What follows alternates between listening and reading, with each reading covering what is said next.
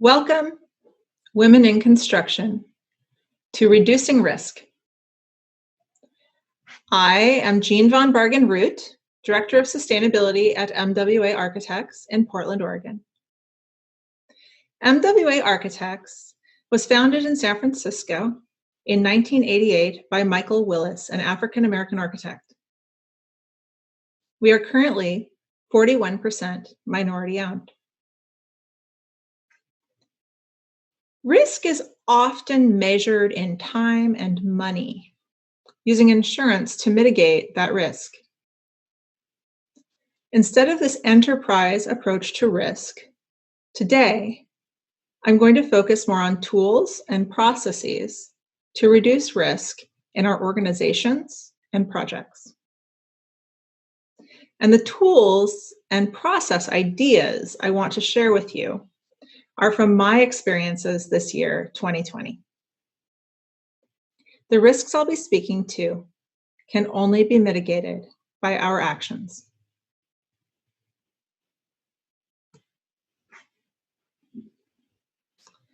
The images on this slide are of murals that were painted by local Portland, Oregon artists in an effort to lift up businesses affected by Black Lives Matter protests while also honoring those protests and the voice of those protests to defund the police.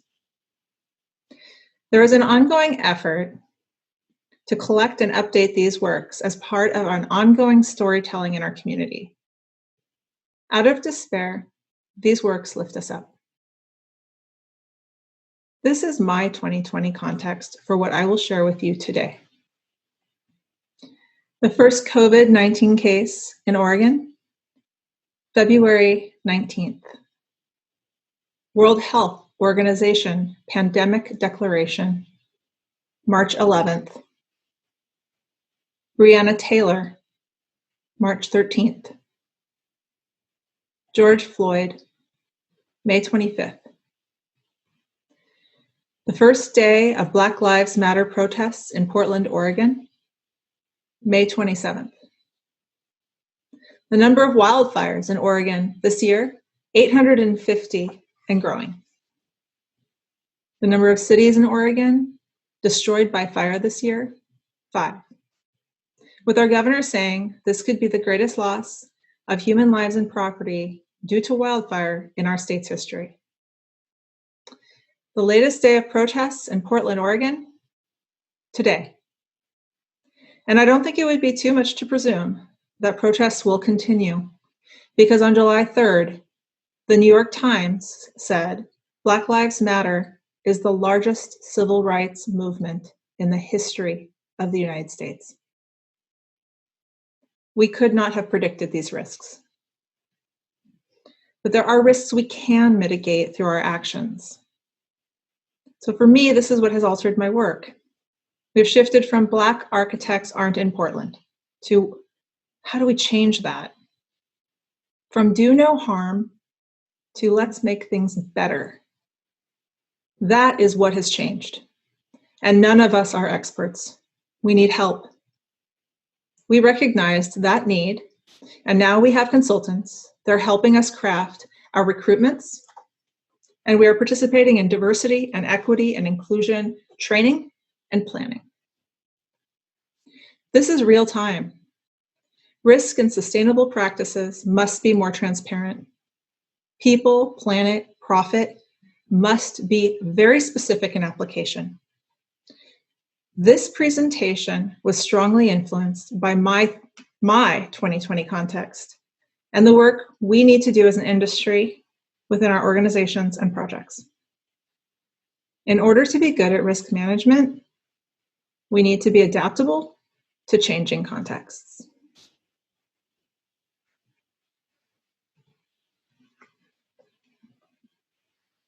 Today, I'll be talking about risk reduction in 3 parts. Internal, as they affect our organizations. External, in relation to our projects. And we'll also review tools to build resilience for rethinking our processes.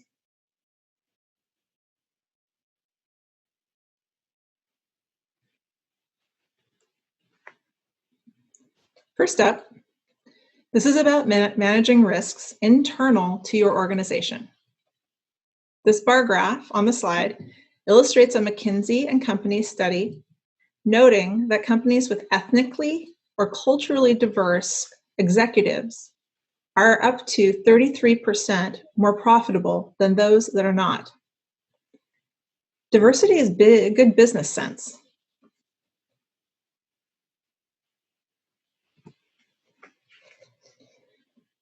How are we mitigating our need for in-person collaboration? This slide shows our empty office in Portland. It isn't safe to meet here, but we are using this opportunity for cloud-based redundancy to upgrade hardware, software, and connectivity that would have been expensive and very disruptive with staff in place. Successful change always requires management buy-in. Start by managing your manager. Remove the barriers to your common goals and shared values. This improves your chance at mutual success. Influence your organization's hiring practices. You don't need to be in the role of hiring to influence how you talk internally about the qualities valued in a new hire. Redefine and get a fresh look at what is valued in an applicant by looking at your services and clients. Do you look like the clients and communities you serve? Why or why not? Nurture your organization's values. Identify those values. Is there a strategic or equity and social justice plan? A mission? If there are, great. If not, ask why not, and create a position that is responsible for your organization's values. The risk here is a lack of direction that can lead to project and client loss.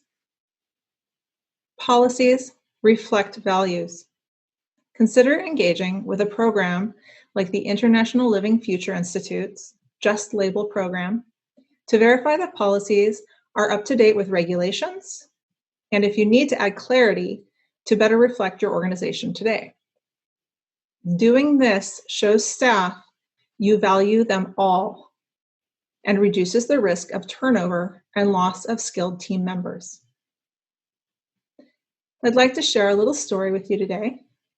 I requested the title of Director of Sustainability. It didn't exist at MWA. I was already a director, so I was not asking for a change in position, just a shift in role. I pursued this as it aligned well with my values, and it was uncertain who was responsible for examining decisions at MWA for their match to our organizational values. And I think this is common for many firms. This is too often left to marketing departments as a component of branding.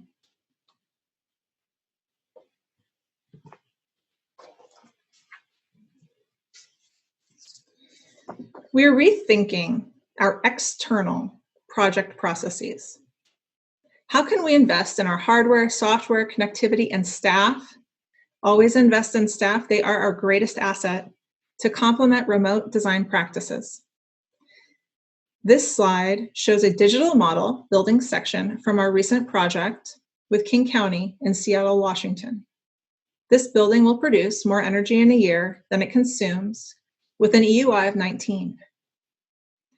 Using cloud-based multi-editor modeling tools like BIM 360, we were able to achieve real-time integrated design with our consultants. This has been prioritized in the context of 2020 and work from home remote collaboration.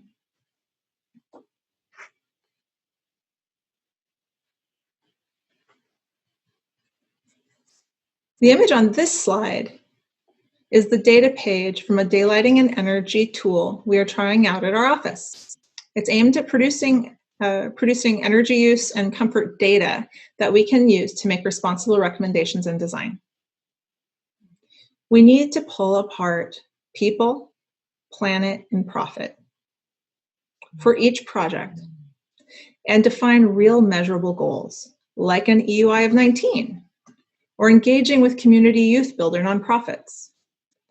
Just like environmental, fiscal, and social justice goals are crystal clear for our communities right now, we need to identify equivalent specific goals for each project. Ask how these are being addressed in each of your projects. Get help by inserting tools like energy modeling, daylight modeling, and user surveys. No need to dictate a single process, since we need to be nimble for our varied projects and clients. Integrated design has never been so close or so fleeting. Fleeting only if you depend on in-person collaboration. Infuse early full-team charrettes using a platform like Mural or Miro to get everyone involved quickly so no great idea gets left behind. Tell the story. Assume you will need community outreach on every project. What does it look like? Scale this effort for each project. On small projects, you may be able to do this in-house, but it really does need independent thinking to be successful, not an afterthought when a community meeting goes bad. A client recently shared with me the importance of collaborative leadership and responsive communication, even in tough times, when it feels like the stakeholders' expectations are all moving in the different directions. We sometimes need to be fearless in our conversations and addressing concerns. We can't steamroll people, but instead, we need to make sure they feel heard. This lesson applies to external communities as well. So a quick story. When my title was announced, I heard two questions from staff. First, are you going to tell us what sustainability is? And second, are you going to try to change us?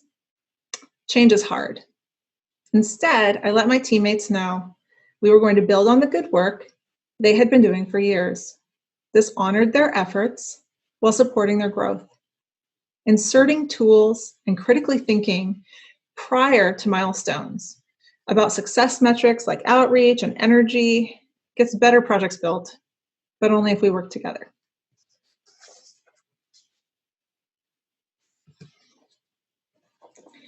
Finally, I'd like to share some ideas about resilience. Over the past 8 months, my team has been meeting on Microsoft Teams. This is a snapshot of my team, looking pretty happy today, at one of our weekly collaborations. This may be in Microsoft Teams, but we are also trying other platforms like GoToMeeting and Zoom in concert with multi-editor online tools. So be curious, try new things. New knowledge is good.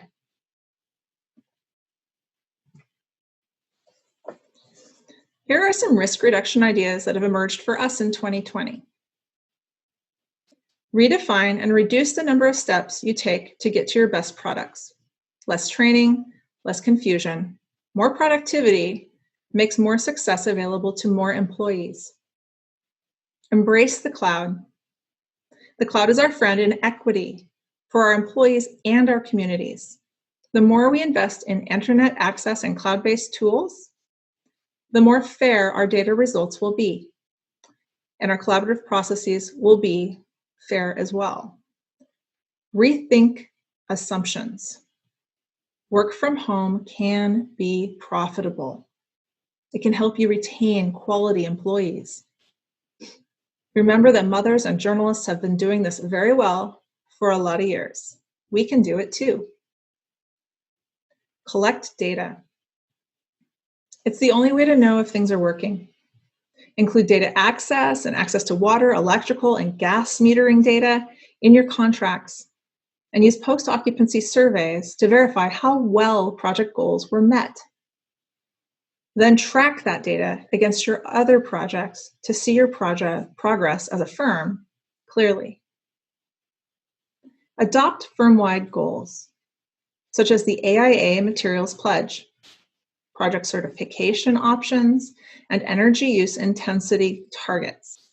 These evolve, so they are not policies, but they reflect and reinforce your organization's identity. This slide shows a planning project we completed for the City of Portland earlier this year. There were many risks to mitigate on this 13-acre campus. It is a Superfund site, it is terraced, and it serves the City of Portland drinking water system. So any improvements would need to be phased to allow for continuous operations. The project itself had risks too, as we were finishing the plan as COVID-19 emerged. This is where we learned to leverage Autodesk's Revit's native tools to achieve a complete isometric graphic so that we could use only really one or two tools to achieve the final product instead of the many that we had at hand if we were working in the office.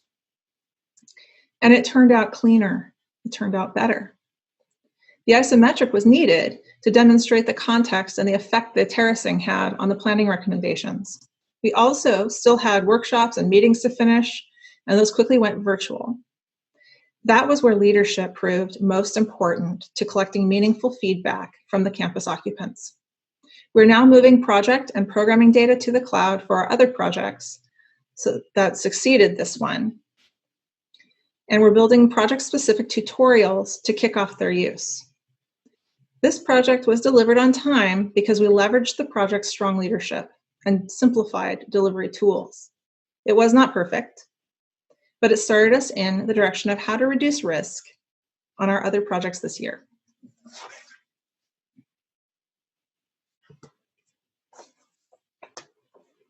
The risks we've reviewed today cannot be mitigated with insurance. They need to be reduced by our investment in our infrastructure and staff with constant consideration to our context. We need to plan our organizational and project work around people, planet, and profit. Knowing what motivates